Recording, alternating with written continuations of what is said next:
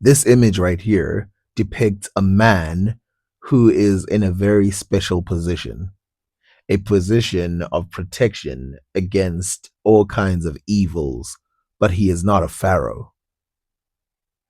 He, as you can see, is a pure African man. And there is a reason why he is being depicted in such a formal way. In another way of looking at it, his position is so formal that it is a surprise that we don't see more people of his kind in this type of stance. His name is Mentuhotep, but like I said, he is not a pharaoh. He is not a chief of a tribe, but he is a kind of chief. This man is the chief of police. The ruler at his time was Amenhotep I. Amenemhat the First, who was a great chief and a great leader, had a lot of obstacles to go before him, and one of them, of course, was crime. And so, symbolizing as someone who is a chief of police is a very important position. Now, Amenemhat the First himself has been seen by some people as perhaps having some Nubian origin in his history. The reason for this is his mother. His mother hails from Tesseti. Tesseti is obviously the land of the Nubians, and because the Nubians were so common there and they made common visits to ancient Egypt, and of course, you associate with the police some Nubians because, of course, of the Nubian patrol officers of the desert, it made it quite easy for people to start seeing the similarities between these two people. Now, this man, of course, has some features that are definitely Egyptian, and some people look at him and think, okay, so he looks Nubian, and then he has a parent who came from the side of Nubia. Now, of course, some people speculate that there were some Egyptians in Seti as well. But the reason why I first talked about the chief of police is because we must remember, and this goes to that ancient DNA study that has been done, that we are talking about a much larger population than just pharaohs. And I think what happens is a lot of the time, the people who are being uncovered are pharaohs, and normal people are overlooked in ancient Egypt, especially if you give the fact that they are going to move the most. To a degree, pharaohs are stuck to whatever their country is because they have to patrol their specific land, whereas ordinary people can move from place to place. We know that there were ancient Egyptians that ended up in Asia, that ended up in, I mean, even close to some parts like Turkey, that ended up in all parts of Africa. And now, I mean, with the DNA test showing that people came even as far away as Morocco, it's highly possible that ancient Egyptians did travel as far as places like Nigeria and those places. And we've seen writing that gives us the indicator, but of course, we capped it as far as we had writing. So, as far as we had physical evidence, not writing. And physical evidence, a lot of it stopped at around the Rapta areas, so the central parts of Africa. And nobody wants to expand the reality of ancient Egypt beyond the realms that it has to be. There are a lot of indicators as well that show us that the people of ancient Egypt would have never ventured too far in too large of groups. But again, we have lists showing females getting married outside of the main part of ancient Egypt. But it's not just the DNA that they collected from Nubia that ended up in Egypt, and it's not just wives or people like that. They also got carpenters and several other things that were either dead now in Egypt or were recently invented in Nubia. Of course, you have Dookie Gel or Dookie Gel in Nubia, where we see other people, so other pharaohs or other kings being pushed in that direction and landing up in Egypt. But here's the question: how does a Nubian woman end up here? In what situation would that happen? Now, we all know that in ancient Egypt, the pharaohs tend to mate or have children with people who they are related to.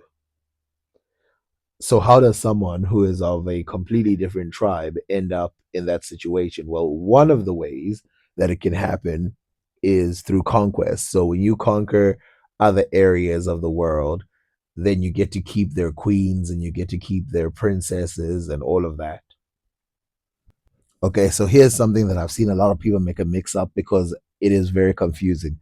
So, this is Senreset the first. Senreset the first.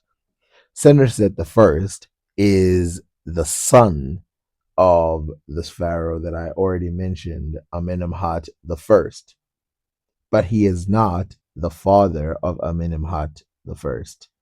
The father of Amenemhat the first is Senderset without a letter. So there's Senderset the father, but he's not given a letter. He's not the first, which is confusing because you expect him to be the first. Then there's Senderset the first. This is him. And then the center set the second, third. Now, again, I asked the question: how does the DNA end up in this person? Blah blah blah. Well, that's because Centerset himself came from Elephantine, where we know there are a lot of Nubians. And when he was in Elephantine, and his wife, who also was from Elephantine, when they came together and fused and created this type of situation, they themselves were not in a royal position, although they might have been part of an important family, which again is probably one of the reasons why their names are not scratched out as legitimate pharaohs. These people who are probably nomarchs, right, at the time, who existed, then had an overachieving son who some people speculate went and got rid of some of the kings in this early time of dissension, this early time of people disagreeing with who should be in charge of the kingdom, and solidifying Egypt together and creating that title that I mentioned, the two lands. A lot of things can change over thousands of years, but we know that the place, Elephantine, in which the father and the mother of this person came from, is a almost exclusively Nubian area. Now, I do not expect there to be no Egyptian blood there. I don't even expect there to be absolutely no Asian blood there, but I'm just saying that for the most part, the people who lived here are Nubian. The gods that are respected here are Nubian. The temples that are built are Nubian. The different tribes that exist are Nubian. And therefore, it makes sense that these people themselves were also Nubian. And of course, they chased out the other kings that existed, and they're documented, but it's not. We're not sure if the pharaoh that is listed is the same as the warrior before he was a pharaoh who chased out the other king who wanted to become pharaoh of Egypt and took over, creating this dynasty. These are important questions for several reasons. One, we're talking about the very foundations of ancient Egypt. And I want to go back to that because I think I've strayed too far away from the foundations of ancient Egypt. I think we talk too much about the later years, the Middle Kingdom, and all of that. But in the very foundation of Egypt, there's so many debates about how we should look at where they came from and how they came. And of course, they are in Africa. So Africa is going to play a important role. So, what will be the consequence if they are Nubian? Well, the consequence will be that the historical beginnings or the historical uprising of this period is cemented by Nubian culture. And of course, ancient Egyptian culture might look the same in all of its history, but it's not. It changes subtly. I mean, it changes dramatically for them, but subtly for us, just like how our society changes dramatically for us, but we can't see it because we live in this type of culture. But someone who comes from outside of this, I mean, it changes dramatically for us, but subtly for someone who's on the outside. Someone who comes from outside of our lifestyle today in the 21st century, looking at maybe 50 years ago, will think nothing really has changed because very little has changed. But to us, it's like, oh, there's computers, there's all kinds of things like that. And this is exactly what happened in ancient Egypt. And with this Nubian touch as well, I mean, it will tell us another thing. Here's another thing that's very important. So I always talk about writing in the Nubian world and how they always obsess over inventing. And I've noticed this a lot in Africa, and I've said it before. They're always obsessed with the word invent, invent. They never talk about acquisition.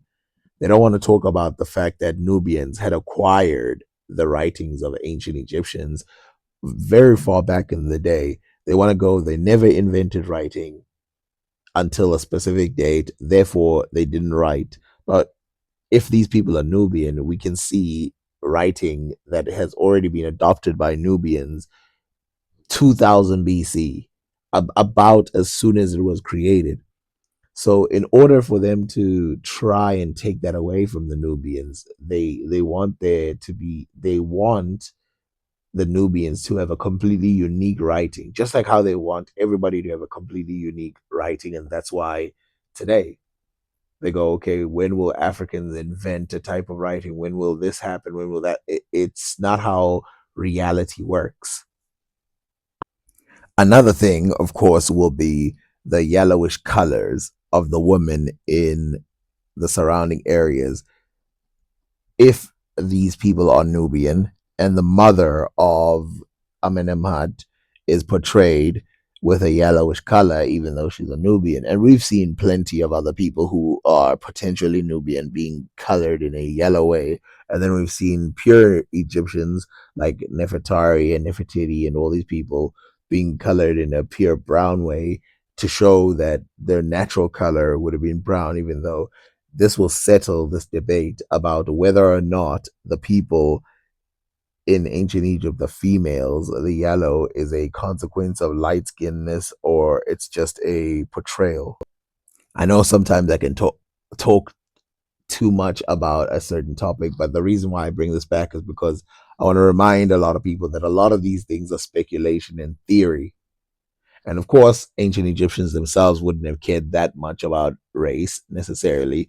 I mean, if you pick a topic that the ancient Egyptians would have cared about more than any other thing, like something that is in their DNA as a society, something they care about more than any other thing, a topic. And I've seen many stelae and all kinds of writings and whatever teachings that show this. It's religion. The one thing they care more about anything else in the world is religion. It oozes from one side to the other, which is why it's interesting that a lot of the gods they share in common with the Nubians, which is why, again, if you take the religion of the Nubians, you take the religion of the Egyptians, they look the same, they act the same, they have this animal headed god thing, which is slightly unique to that region. I mean, there's animism all over Africa, but that level of portrayal of like the body of a human and the face of a god, and in some cases, the face of a human and the body of an animal, all of this is unique to that region. And you see early portrayals by Nubians of the same type. And so religiously, the ancient Egyptians will consider themselves highly connected to the people of Nubia. But this is a conversation for another day.